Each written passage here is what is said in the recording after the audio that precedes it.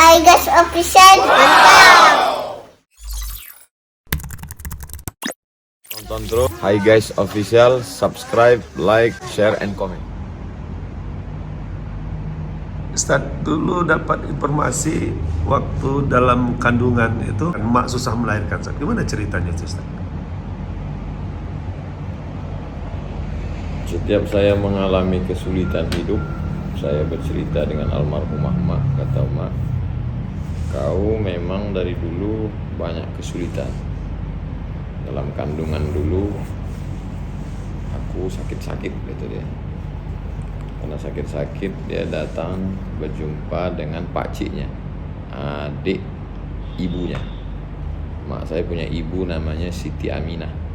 Siti Aminah ini punya adik laki-laki namanya Syekh Muhammad Ali. Syekh Muhammad Ali ini dikirim oleh datuk ibu saya, atuknya namanya Syekh Abdurrahman. Syekh Abdurrahman punya anak perempuan Aminah, itu nenek saya. Syekh Abdurrahman punya anak laki-laki, adik Siti Aminah ini namanya Syekh Muhammad Ali. Dia di Makkah 9 tahun untuk menggantikan Syekh Abdurrahman. Pakcik emak saya. Kata Syekh Muhammad Ali, banyak-banyak amalkan surat Ali Imran ayat 35, 36, 37. A'udzubillahi minasyaitonir rajim. Iz qalat imra'atu Imran rabbi inni nadartu laka ma fi batni muharraran fataqabbal minni innaka antas samiul alim. Ingatlah ketika istri Imran berkata, aku bernazar anak yang ada dalam perutku ini nanti, nazartu laka ma fi batni muharrara, anak yang ada dalam perutku ini nanti kalau lahir akan aku jadikan muharrara. Dalam tafsir arti muharrara itu khalisan li khidmati Baitul Maqdis. Kalau dia lahir nanti akan menjadi pelayan Baitul Maqdis, pelayan rumah Allah. Falamma wada'atha qalat rabbi inni wada'tuha unsa. Ketika anak itu lahir ternyata anaknya perempuan. Wallahu a'lamu ma wada'at wa laysa dzakaru kal unsa wa inni samaituha Maryama wa inni u'idzuha bika wa dzurriyyataha minasyaitonir rajim. Aku beri nama anak itu Maryam. Aku mohon kepada Allah supaya Allah melindungi dia dan anak cucunya dari godaan syaitan. Fataqabbalaha rabbuha biqabulin hasanin wa anbataha nabatan hasanan wa kaffalaha Zakaria. Anak itu lahir diasuh oleh Zakaria. Kullama dakhala 'alaiha Zakaria al-mihraba wajada 'indaha rizqa. Setiap kali Zakaria masuk ke dalam tempat Maryam, dia tengok ada makanan. Ya Maryamu anna laki hadha. Wahai Maryam, ini dari mana? Qalat, Maryam menjawab, min indillah. Ya Maryamu anna laki hadha. Qalat, wa min indillah. Innallaha yarzuqu man yasha'u bighairi hisab. Setelah dibaca ayat itu ditarik napas panjang. Amalkanlah itu, kata Syekh Muhammad Ali. Omar. Setelah itu dibacanya terus menerus pagi, petang, siang, malam. Disuruh Syekh Muhammad Ali ini berziarah ke makam Syekh Abdurrahman. Tentang masalah ziarah ke makam wali-wali Allah, orang soleh, ditulis oleh Syekh Abdullah bin Siddiq Al-Ghumari, ahli hadis dari Maroko. Boleh bertabarruk, mengambil barokah dari orang-orang soleh. Berdoa kepada Allah, tak boleh minta kepada makhluk. Berdoa kepada Allah, tapi bertawassul kepada orang soleh.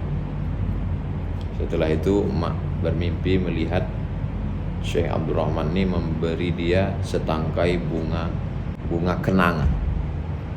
Bunga kenango kata orang Melayu. Besoknya dia datang ke Syekh Muhammad Ali, ditanya Syekh Muhammad Ali, apa nampak kau? Bahasa Melayu. Apa nampak? Nampak aku tangan membagi bunga kenango, kata. Elok itu, kata Syekh Muhammad Ali. Dah itu almarhumah Omak ni berjumpa ke ayahnya. Ayah Omak ni keponakan Syekh Abdurrahman. Jadi ayah dengan atuk kami nikah saudara. Abdurrahman ni punya adik namanya Abdurrahim. Abdurrahim itu punya anak laki-laki. Itulah atuk kami, Nuruddin. Apa nampak kau? Kata atuk. Syekh ni mengasih bunga kenango. Kata atuk kami, bunga kenango ni elok, suka orang. Bunga kenanga ni kata dia bagus, banyak orang suka. Bunga kenanga ni tempat benaung. Kata dia bunga kenanga ni kalau besar, pokoknya bisa benaung orang di bawah. Kalau hujan bisa benaung. Tapi bunga kenanga ni banyak hantunya.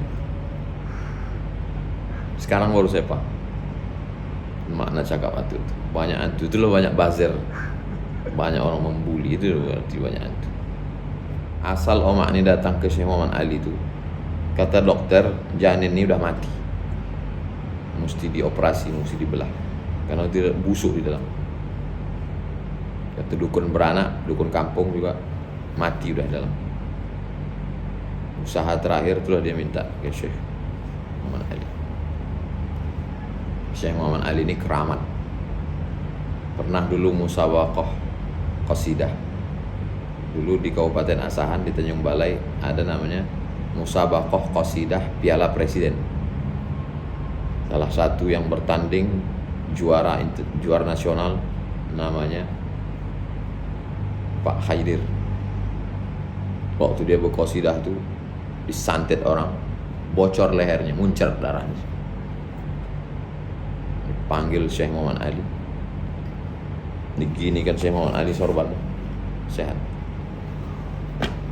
Ada tetangga kami dulu sombong, aku sama Oma ini sepele dia. Tiba-tiba hilang anak gadisnya. Dibawa orang dia ke Syekh Muhammad Ali, ke Silom. Jumpa Syekh Muhammad Ali, kata Syekh Muhammad Ali, anak kau tu masih dekat. 2-3 hari ini balik anak. So datang dia ke rumah. Aku sampai ke rumah Pak Cik Ibu tu orangnya. Waktu Syekh Muhammad Ali ni sakit bulan Juni. Sakit tahun 1990. Mak datang menjenguk. Kata dia, kau nanti datang lagi ke sini. Oh tidaklah Pak, aku di Riau jauh. Aku balik ke Silau ni setahun sekali. Enggak, nanti kau datang ke sini. Mak heran, aku pula datang. Biasa datang tu hari raya sama setahun sekali. Rupanya betul. Ya sudah itu meninggal. Maksud dia tu kau datang sini maksudnya aku nanti mati. Hebat Syekh Muhammad. Jadi itulah asal muasal mak datang ke situ, karena diponis dokter mesti dikeluarkan jenazah. Situlah saya pahami bahwa hidup saya ini hadiah dari Allah. Jadi kalau saya ditakut-takuti orang nanti mati, awak udah lama mati. Udah mati. Jadi hidup ini pernah diponis mati. Belum pernah diponis mati. Jadi hidup ini hadiah dari Allah. Manfaatkanlah selagi hidup. Jadi waktu dulu aku dikasih Tuan Syekh ni baca ini, aku tak tahu artinya apa arti yang aku baca. Apa ini? Ini masih hafal, masih coba baca. Idz qalat imra'atu Imran rabbi inni nadartu laka ma fi batni muharrara. Aku bernazar kata Hannah, istri Imran. Ingatlah ketika istri Imran namanya Hannah. Surat Ali Imran. Ingatlah ketika istri Imran bernazar, nanti kalau anakku ni lahir akan kujadikan muharrara. Anakku ni nanti kalau lahir muharrara. Arti muharrar itu khalisan li khidmati Baitul Maqdis, untuk menjadi pelayan Tuhan. Jadi sebetulnya kalau memang paham lama itu arti itu, ya Allah, kalau hidup anakku ini nanti kalau lahir dia hanya akan menjadi pelayan Tuhan. Mestinya saya ini tak berbini, tak beranak, hanya untuk menjadi pelayan Tuhan. Jadi anak dan istri saya mesti paham bahwa suamiku, ayah kami adalah melayani agama. Kalau dia paham sejarah. Ustaz kan pernah dibilang oleh Datuk tuh, katanya Datuk tuh, cucuku satu ini hanya jangan sekolahkan umum tapi sekolah agama karena dia akan menjadi ustaz. Itu gimana ceritanya? Oma ini anak yang nomor 10. Hajah Rohana anak nomor 10. Dia punya ayah keponakan Syekh Abdurrahman. Nama ayahnya Abdurrahim. Abdurrahim ini punya aja abang Abdurrahman. Kata dia, cucuku yang ini Bido Somad itu maksudnya Abdul Somad. Bido Somad nih, kalau aku Dia dalam tasawuf kasyaf. Kasyaf tu disingkapkan Allah, tirai. Kasyaf tu singkap tirai. Ini nanti banyak anaknya, kata. Bilang kakak sepupu saya Kak Ida. Nanti banyak anak. Ini nanti lakinya berseragam. Yang dibilangnya berseragam tu PNS, dapat laki pegawai bea cukai. Ini nanti banyak anak, jadi guru, banyak sekali anak. Yang ini lobai. Lobai itu orang yang selalu pakai peci putih. Jadi aku dibilangnya, yang ini lobai. Jangan kau kasih makan haram. Kalau kau pergi ke tempat neneknya, bawa rantang dari rumah. Nenek sebelah ayah saya, atuk saya meninggal. Harta pusaka belum berbagi. Kan biasa kita di kampung harta pusaka belum dibagi. Harta itu masih, kalau bahasa kampung, harta serikat, harta berkongsi. Kalau mau bawa nasi dari rumah. Itu pesan. Jadi oma ngasih makan. Takut makan harta berkongsi. Padahal itu kan harta nenek. Atau atuk, atau nenek, atau makcik. Pastilah mereka izin. Sekarang baru saya paham. Itu kalau dalam risalah Al-Qusyairiyah namanya wara. Menjaga diri dari yang syubhat. Mana pula haram itu, harta atuk nenek awak. Tapi kata atuk ni jangan. Kau bawa rantang dari rumah. Nanti golap dia. Tak nampaknya mana yang baik, mana pun.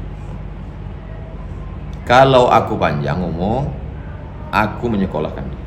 Tapi kalau aku mati, tanah di muka Ardi, ada orang Jawa namanya Pak Ardi, di mukanya itu ada kebun kelapa 2 hektar. Tanah itu nanti nyekolahkan. Sekarang baru saya paham.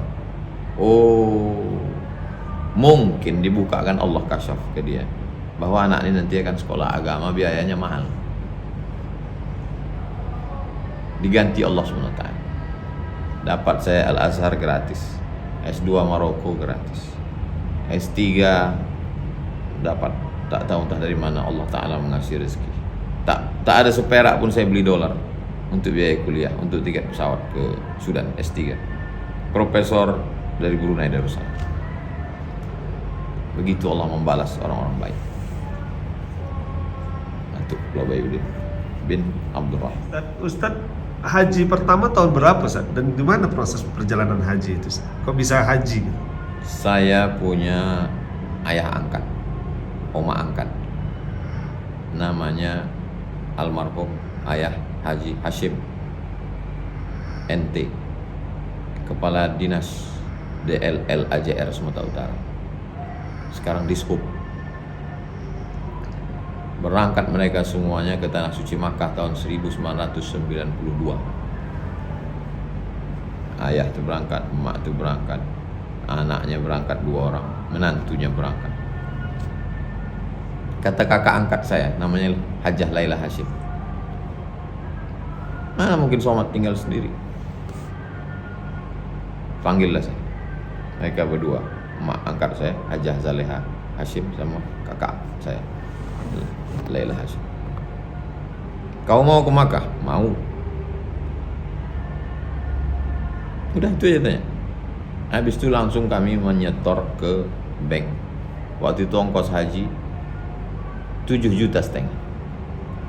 Tulislah di koran Waspada Medan, jamaah haji termuda dari embarkasi Polonia Medan tahun 1992, Abdul Somad.